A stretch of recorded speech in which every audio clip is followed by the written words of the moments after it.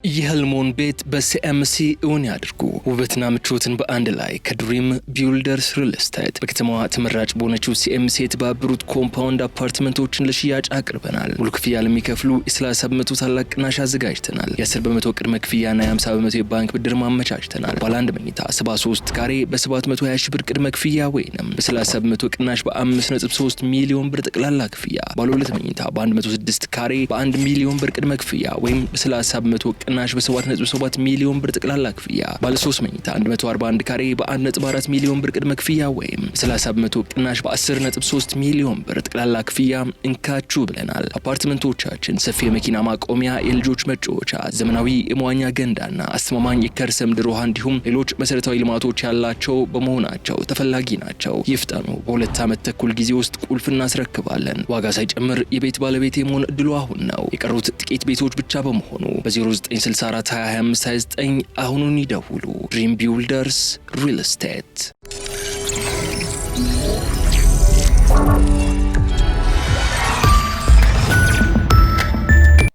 በሰሜናዊ እስራኤል የሽብር ጥቃት መፈጸሙ ተነገረ። አንድ ሰው ሲገደል በርካቶች መቁሰላቸውን ዘገቦች አመልክተዋል። አንድ ታጣቂ በዕቃ መሸጫ ሱቅ አጠገብ በከፈተው ተኩስ አንድ ሰው ከገደለና በርካቶች ካቆሰለ በኋላ በጸጥታ ኃይሎች መገደሉ ታውቋል። በጋዛ የሚንቀሳቀሰው የሐማስ ሚሊሻ ቡድን ጥቃቱን የፈጸመው አባሉ መሆኑን በመግለጽ ራስን የመከላከል እርምጃ ነው ሲል አድንቋል። በጥይት የተመቱት አብዛኞቹ ቁስለኞች ወደ መደብሩ ሲገቡና ሲወጡ የነበሩ ሰላማዊ ሰዎች ናቸው ተብሏል። የእስራኤል ጸጥታ ባለሥልጣናት ባወጡት መግለጫም ጥቃቱን የፈጸመው ግለሰብ ኦማር ያሲን የተባለ የእስራኤል ዜጋ መሆኑን ገልጸዋል። የእስራኤል ታርጋ የተለጠፈበት መኪና እየነዳ ጥቃት ወደ ፈጸመበት ስፍራ መጓዙን አክለዋል።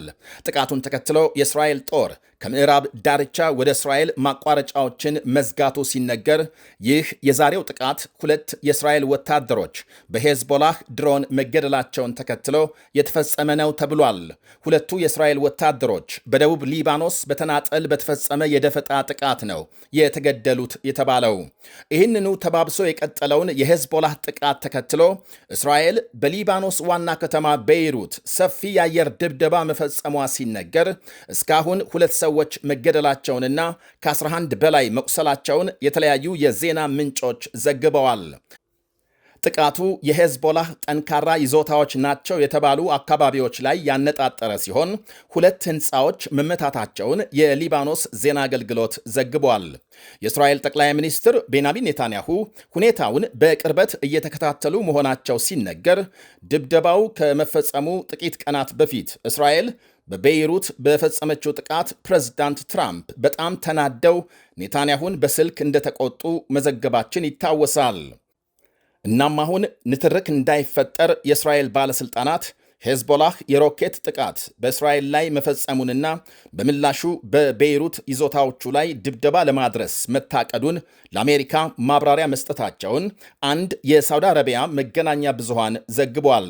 እንዲሁም በሰሜን እስራኤል ለተፈጸመው ጥቃት ሐማስ ኃላፊነት መውሰዱን ተከትሎ እስራኤል በጋዛ ከተማ በፈጸመችው የድሮን ጥቃት 4 ሰዎች መገደላቸውና በርካታ መቁሰላቸውን የአልጀዚራ ዘገባም አመልክቷል። የኢራን መንግሥት በበኩሉ እስራኤል ዛሬ በቤይሩት ለፈጸመችው ጥቃት ወሳኝና ጠንካራ ምላሽ ለመስጠት ዝቷል። የሀገሪቱ ብሔራዊ የጸጥታ ምክር ቤት ባወጣው መግለጫም እነዚህ እብድ ውሾች ተገቢውን ቅጣት ሊቀበሉና ወደ ቦታቸው ሊመለሱ ይገባል ሲል በእስራኤል ላይ እርምጃ ለመውሰድ ዝቷል። በእስራኤል የተያዙ የሊባኖስ መሬቶችን ሰማይ ዛሬ ማታ ተመልከቱ ብሏል የኢራን ምክር ቤት። የአሜሪካ ፕሬዝዳንት ዶናልድ ትራምፕ ከኤንቢሲ ቴሌቪዥን ጋር ባደረጉት ቃለ ምልልስ በሄዝቦላህ ላይ ተጨማሪ ጥቃቶች እንዲፈጸሙ ጠይቀዋል። ዛሬ በተለቀቀው በዚሁ ቃለ ምልልስ ሄዝቦላህን አደብ ለማስያዝ ተጨማሪ ውጤታማ ጥቃቶች ያስፈልጋሉ ብለዋል። የሊባኖስ ሕዝብ የተሻለ ሕይወት ሲመራ ማየት እፈልጋለሁ። ለዚህ ደግሞ የሄዝቦላህ አከርካሪ ሊመታ የግድ ነው በማለት የእስራኤልን ድብደባ ደግፈዋል። በእስራኤልና ሄዝቦላህ መካከል የሚካሄደው ውጊያ ተባብሶ በመቀጠል የባሕረ ሰላጤው የጦር ግንባር ከኢራን ወደ ሊባኖስ የተሻገረ መስሏል። በተለይ ሄዝቦላህ በጣም ቀጭን በሆነ የፋይበር ኦፕቲክ ገመድ ተያይዞ የሚበር ተዋጊ ድሮን ካስተዋወቀ ወዲህ በእስራኤል ላይ የሚፈጽመው ጥቃት እያደገ መሆኑ ይነገራል። ሄዝቦላህ እነዚህን በፋይበር ኦፕቲክ የሚሰሩ ድሮኖችን በማሰማራት ከትላንት እኩለ ሌሊት ወዲህ እንኳን ከ12 ጊዜ በላይ ጥቃት መፈጸሙን ዘገቦች አመልክተዋል። በእስራኤልና ሊባኖስ መካከል ተኩስ አቁም ለማራዘም የተደረሰውን ስምምነት ሄዝቦላህ ውድቅ ማድረጉ ይታወሳል። እስራኤል ከመጋቢት መጀመሪያ አንስቶ በሊባኖስ በፈጸመችው ዘመቻም የሞቱ ሰዎች ቁጥር ከ3600 በላይ ሲደርስ ከ11000 የሚልቁ መቁሰላቸውን የሊባኖስ ጤና ሚኒስቴር ገልጧል። እስራኤል ያለማስጠንቀቂያ ዛሬ በቤይሩት የፈጸመችው ጥቃት ግን ሰፊ ውግዘት ማስከተሉ ሲነገር የመካከለኛው ምስራቅ ጦርነት እንዲቀጥል ሊያደርግ ይችላል የሚል ስጋት አሳድሯል። ይህ በእንዲህ እንዳለ ፕሬዝዳንት ትራምፕ የሰላም ስምምነት ከመደረሱ በፊት የኢራን የታገደ ገንዘብ እንደማይለቀቅ ገልጸዋል። የገንዘብ ሚኒስትራቸው ደግሞ የኢራን እንዳይንቀሳቀስ የታገደ ገንዘብ በጦርነቱ ለተጎዱ የባሕረ ሰላጤው ሀገሮች ሊሰጥ እንደሚችል አመልክተዋል። ሀገሮቹ በኢራን ጥቃት የወደመባቸውን ሀብትና ንብረት ለመተካት የኢራን የታገደ ገንዘብ ድጋፍ አይነት ወይም ደግሞ በድጋፍ አይነት እንዲሰጣቸው እያጤኑ መሆናቸውን ሚኒስትሩ ገልጸዋል። በጉዳዩ ላይ ከኢራን በኩል የተሰጠ ምላሽ የለም። ምሽቱን በወጣ ሌላ ዘገባ የኢራን አብዮታዊ የበላይ ጦር እስራኤል ተኩስ አቁም በመጣስ በቤይሩት ለፈጸመችው ጥቃት ምላሽ እንደሚሰጥ አስጠንቅቋል። ያም ሆኖ መቼና በምን ሁኔታ ምላሽ እንደሚሰጥ በዝርዝር አልጠቀሰም። በሌላ ሰበር ዜናም የእስራኤል ጦር በምዕራብ ጋዛ ማምሻውን በአንድ ትምህርት ቤትና ሐማስ በሚቆጣጠረው ፖሊስ ጣቢያ በፈጸመው ጥቃት በጥቂቱ 10 ሰዎች መገደላቸው ታውቋል። በሌላ ዜና የአሜሪካ መከላከያ ሚኒስቴር ፔንታጎን እስራኤል የአሜሪካ ባለሥልጣናትን እየሰለለች መሆኗን የሚያመለክት መረጃ ማግኘቱን ገልጧል። አንድ የፔንታጎን ባለሥልጣንን ጠቅሶ ኤንቢሲ ቴሌቪዥን ባሰራጨው ዘገባ መረጃው በትራምፕ አስተዳደር ላይ ስጋት መፍጠሩን ገልጧል። በኢራን ላይ በጋራ ጥቃት የፈጸሙት ሁለቱ ሀገሮች በእስራኤል የሊባኖስ ዘመቻን በተመለከተ ግን ልዩነት መፍጠራቸውን ተከትሎ እስራኤል በአሜሪካ ባለሥልጣናት መካከል የሚደረጉ ክርክሮችን እየሰለለች መሆኗን የተገኘው መረጃ ማሳየቱን ባለሥልጣኑ ገልጸዋል። የፔንታጎን ደህንነት ክፍል የእስራኤልን የስለላ ሂደት በአሳሳቢ ደረጃ ማስቀመጡ በጉዳዩ ላይ የተፈጠረውን ስጋት የሚያመለክት ነው ብሏል ዘገባው። እስራኤል የአሜሪካ ልዩ መልእክተኛና ተደራዳሪ ስቲቭ ዊትኮፍን ሰልላለች ሲል ኒውዮርክ ታይምስ ትላንት ሌላ ዘገባ መስራቱ ታውቋል።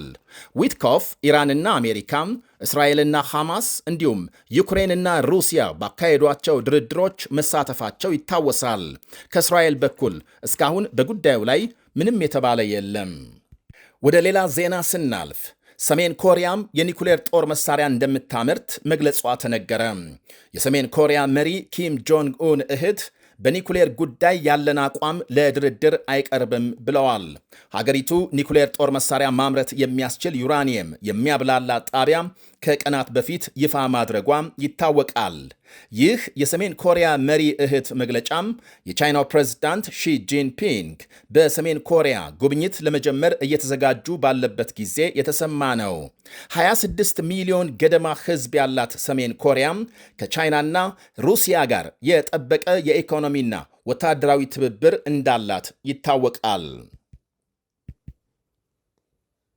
የህልሞን ቤት በሲኤምሲ እውን ያድርጉ። ውበትና ምቾትን በአንድ ላይ ከድሪም ቢውልደርስ ሪል ስቴት በከተማዋ ተመራጭ በሆነችው ሲኤምሲ የተባበሩት ኮምፓውንድ አፓርትመንቶችን ለሽያጭ አቅርበናል። ሙሉ ክፍያ ለሚከፍሉ የ30 በመቶ ታላቅ ቅናሽ አዘጋጅተናል። የ10 በመቶ ቅድመ ክፍያና የ50 በመቶ የባንክ ብድር ማመቻችተናል። ባለ አንድ መኝታ 73 ካሬ በ720 ሺህ ብር ቅድመ ክፍያ ወይንም በ30 በመቶ ቅናሽ በ5.3 ሚሊዮን ብር ጠቅላላ ክፍያ። ባለ ሁለት መኝታ በ106 ካሬ በ1 ሚሊዮን ብር ቅድመ ክፍያ ወይም በ30 በመቶ ቅናሽ በ7.7 ሚሊዮን ብር ጠቅላላ ክፍያ፣ ባለ 3 መኝታ 141 ካሬ በ1.4 ሚሊዮን ብር ቅድመ ክፍያ ወይም 30 በመቶ ቅናሽ በ10.3 ሚሊዮን ብር ጠቅላላ ክፍያ እንካችሁ ብለናል። አፓርትመንቶቻችን ሰፊ የመኪና ማቆሚያ፣ የልጆች መጫወቻ፣ ዘመናዊ የመዋኛ ገንዳና አስተማማኝ የከርሰ ምድር ውሃ እንዲሁም ሌሎች መሰረታዊ ልማቶች ያላቸው በመሆናቸው ተፈላጊ ናቸው። ይፍጠኑ። በ2 ዓመት ተኩል ጊዜ ውስጥ ቁልፍ እናስረክባለን። ዋጋ ሳይጨምር የቤት ባለቤት የመሆን እድሉ አሁን ነው። የቀሩት ጥቂት ቤቶች ብቻ በመሆኑ በ0964